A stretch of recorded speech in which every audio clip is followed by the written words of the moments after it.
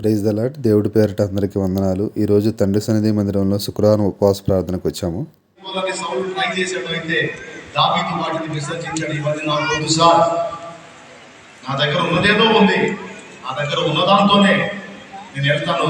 ఎందుకంటే యుద్ధం చేసేది నేను కాదు, నా దేవుడు నా పక్షాన్ని యుద్ధం చేస్తాడు. నా దేవుడు వాటిని కొలుస్తాడు. నా దగ్గర ఉన్నదాంతో నేను వెళ్తాను, దాంతోనే నాకు జయం వచ్చిందని నేను నమ్ముతున్నానని సిద్ధపరచుకున్నాడు. ఆల్రెడీ తన దగ్గర ఏముంటుందండి? రెగ్యులర్గా దేవునికి స్తోత్రం కలుగునుగా.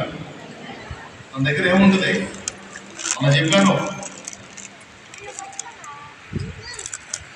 యుద్ధ రంగంలో 3 కొడుకులు ఉన్నారు. యెషయి 3 కొడుకులు, ఇంటికాడ 4 కొడుకులు ఉన్నారు. వాళ్ళలో 3 ఇంటి దగ్గర ఉండొచ్చు. ఒకడు గొర్రెలు కాసే దావీదు, గొర్రెలు పోయాడు. కానీ యెషయికి బుద్ధి పుట్టి దావీదునే పంపించాడు. మిగిలిన 3 కొడుకుల్ని పంపించాలి. ఎందుకంటే 3 దగ్గర ఆయుధాలు ఉండవు. ఏ ఆయుధాలు ఉంటే కత్తులు, కర్రలు, ఈటలు, పరిసలు, బాణాలు, గుల్లములు ఉంటాయి. కానీ గొల్లియాతును కోల్చడానికి అవసరమైన ఆయుధాలు మాత్రం వాళ్ళ దగ్గర ఉండవు. కానీ ఇప్పుడు గొల్లియాతును కోల్చాలంటే కత్తి పనికి రాదు, ఈట పనికి రాదు, బాణం పనికి రాదు. ఈ ఆయుధాలు ఏ ఆయుధం తీసుకుని వాడి మీదకి పోయినా వాడు అందుబాటులో ఉన్న డాలుని లాగుతుంటాడు. ఆ డాలును అడ్డం పెట్టాడంటే ఇక ఏది విసిరినా వాడికి తగవు. వాడు డాలుని పట్టుకోకుండా తనలో తినాలి. కామెడీ ఏంటంటే వాడి చేతిలో ఈట ఉంది, డాలు వాడి చేతిలో పట్టుకోవాలి. ఒక చేతిలో ఈట, ఒక చేతిలో డాలు పట్టుకోవాలి. కానీ వాడేం చేశాడో తెలుసా? డాలు పెట్టడానికి పక్కన ఒకటి పెట్టుకున్నాడు. వాడిని ఎదురు పెట్టుకొని పోతున్నాడు డాలుని. అవసరం వచ్చినప్పుడు ఇటు తీసుకుంటాడు అనమాట, అడ్డం పెట్టుకోవడానికి. అందుకని వాడికి డాలు మోసేవాడు ఒకడు. అయితే ఏం జరిగింది తెలుసా? వాడి మీదికి ఎవరు యుద్ధానికి వెళ్ళినా ఈటి తీసుకుని వెళ్ళారు. వాడు ఏం తీసుకున్నాడు? డాలు తీసుకుని అడ్డం పెట్టుకున్నాడు. వాడు డాలుని ముట్టకూడదు. కత్తి తీసుకొని పోయినా వాడు డాలు తీసుకుంటాడు, బాణం తీసుకొని పోయినా వాడు డాలు తీసుకుంటాడు. ఏ ఆయుధం వాడికి కనపడ్డా ఖచ్చితంగా వాడు డాలుని ఉపయోగిస్తాడు. కానీ మంచం మీద ఎక్కి, లేదా చెట్టు మీద ఎక్కి, లేదా గుట్ట మీద కూర్చొని చుట్టూ మేస్తున్న గొర్రెలను ప్రొటెక్షన్ చేసుకుంటూ ఆ జంతువులు ఏమన్నా వస్తే ఈ ఒడిశాలలో రాయేసినట్టు కొడతాడు అనమాట, పారిపోతాయి. జంతువులు దూలే ఒడిశాలు చిక్కం, అందులో రాళ్ళు వేసుకునే చిక్కం. అసలు ఏం తీసుకొని వస్తున్నాడో, ఎలా దాడి చేస్తాడు అర్థం కావట్లేదు. జస్ట్ ఒక చేతి కర్ర, ఒడిశాల చిక్కం, అంతే ఉన్నాయి. ఇప్పుడు గొల్లియాతుకి ఏమైనా డౌట్ వచ్చిందా? వాడు అడుగుతాడు కూడా, కర్ర, చేతి కర్ర తీసుకొని వస్తున్నావు, నేనేమన్నా కుక్కనా? కర్ర తీసుకొని కొడితే కుక్క వరకు ఎత్తుదే, నేను సూర్యుడి మీద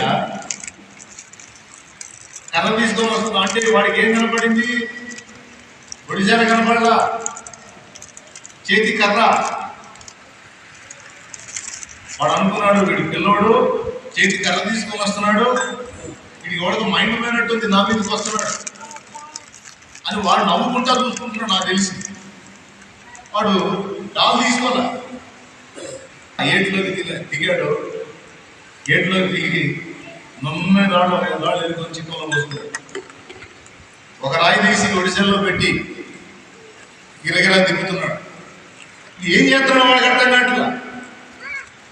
తీసి పడితే అందరూ కరెక్ట్గా నుదుటున్నది వచ్చేదో రాసుకున్నాడు.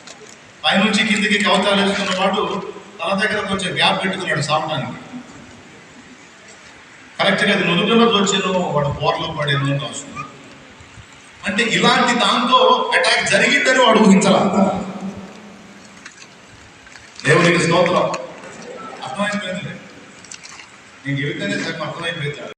అలాగే విజయవాడలోని వరద ప్రభావిత ప్రాంతాల కొరకు ప్రార్థన చేయండి. ఇంకా కొన్ని ప్రాంతాలు జలదిగ్బంధంలోనే మునిగిపోయి ఉన్నాయి. అలాగే గడిచిన శుక్రవారం, శనివారం కూడా కురిసిన వర్షాలకు విజయవాడ ప్రాంతం అంతా కూడా చాలా వరకు చాలా వీధులు నీటి పాలైపోయినాయి. తినడానికి తిండి కూడా లేక చాలామంది అవస్థలు పడుతున్నారు. కనీస వసతులు కూడా లేవు. తండ్రి సన్నిధి మినిస్ట్రీసే కాకుండా అలాగే కొన్ని స్వచ్ఛంద సంస్థలు, NGOs కూడా వారికి వాళ్ళ కాంట్రిబ్యూషన్ తెలియజేస్తున్నాయి. అలాగే మన వంతు సహకారం కూడా మనం వీలైతే దేవుడి ప్రేమను బట్టి తెలియచేద్దాం.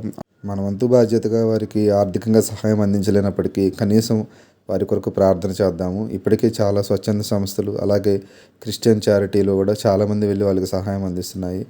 మీకు ఏదైనా తోడ్పాటు ఉన్నట్లయితే ఖచ్చితంగా వారికి సహకారం అందించండి. కనీసం తినడానికి తిండి లేక, తాగడానికి నీరు లేక, కనీసం కరెంటు సదుపాయం కూడా లేక చాలామంది బిక్కుబిక్కుమంటూ ఇళ్లలోనే ఉంటున్నారు. ఈరోజు తండ్రి సన్నిధి మినిస్ట్రీ తరపున మరికొంతమంది వెళ్ళి వారికి సహాయం అందిస్తున్నారు. క్యాండిల్స్ అలాగే వారు తినడానికి ఆహార పదార్థాలు కూడా తీసుకొని మన తండ్రి సన్నిధి మినిస్ట్రీస్ నుంచి ఈరోజు వారికి సహాయం అందించడానికి కొంతమంది బ్రదర్స్ సేవకులు వెళ్తున్నారు. అలాగే మనమైతే మన బాధ్యతగా మన దేశం కోసం, మన దేశ ప్రజల కోసం, ముఖ్యంగా మన ప్రాంత ప్రజల కోసం కూడా మనం ప్రార్థన చేయాలి. దేవుడు వారి యందు కృప చూపించి కనికరపడి ఈ వరదలు ఆగిపోవాలని మనం ప్రార్థన చేద్దాము. అలాగే మీ వంతు బాధ్యతగా మీరు కూడా వారి కొరకు ప్రార్థన చేయండి. ఈ వరదలన్నీ ఇంతటితో ఆగిపోయి ఒకప్పుడు ఎలా అయితే విజయవాడ ఉందో అలాగ ఉండాలని విజయవాడ కోసం ప్రార్థన చేయండి. ఇంకా విజయవాడ చుట్టుపక్కల ఎవరైనా నిరాశ్రులై ఉండి ఉండటానికి సరైన వసతులు లేకపోతే శాలమన్న పిలుపు ప్రకారం తండ్రి సన్నిధి మినిస్ట్రీస్లో మీకు భోజనానికి కానీ వసతికి కానీ ఎటువంటి ఇబ్బంది లేదు. ఇంకా ఇక్కడికి వచ్చి ఎవరైనా కానీ నిరాశ్రులై ఉన్నట్లయితే ఆ వరదలు తగ్గే వరకు కూడా ఇక్కడ మందిరంలో వచ్చి మీరు ఉండొచ్చు. దేవుని సమాధానం, ఆయన కరుణాహస్తం విజయవాడ ప్రాంత ప్రజల మీద ఉండేలాగా ప్రార్థన చేయండి. దేవుడి కృప మనందరికీ తోడై ఉండును గాక. ఆమెన్.